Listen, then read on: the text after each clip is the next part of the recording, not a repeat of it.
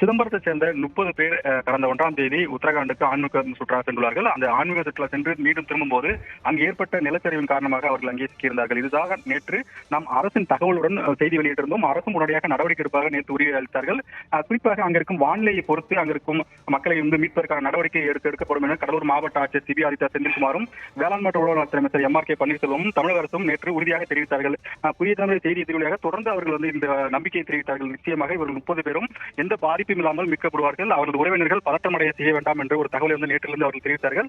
அதே போல் அவர்கள் உறுதி கொடுத்தது போல் தற்போது 10 பேர் மீட்டு வந்ததாக தெரிய வருகிறது. குறிப்பாக 5 பேராக 2 முறை சென்று ஹெலிகாப்டர் மூலமாக மீட்கப்பட்டதாக தகவல் வெளியாகியுள்ளது. அவர்கள் யார் என்று இதுவரைக்கும் பெயர் பட்டியலை இதுவரைக்கும் அரசு தெரிவிக்கவில்லை. ஆனால் 30 பேரையும் நாங்கள் மீட்டுவிட்டு நிச்சயமாக அந்த 30 பேர் பட்டியலை நாங்கள் தருகிறோம் என்று தெரிவித்தார். நேற்றே நம் 30 பேரை பட்டியலை நம்ம வெளியிட்டிருக்கிறோம். தற்போது மீட்கப்பட்ட பெயர்கள் யார் என்று சொல்லவில்லை. ஆனால் 30 பேரை நிச்சயமாக இன்னும் சில மணி நேரத்தில் மீட்டு விடுவோம் என்ற ஒரு நம்பிக்கையை தமிழக அரசு தெரிவித்திருக்கிறார்.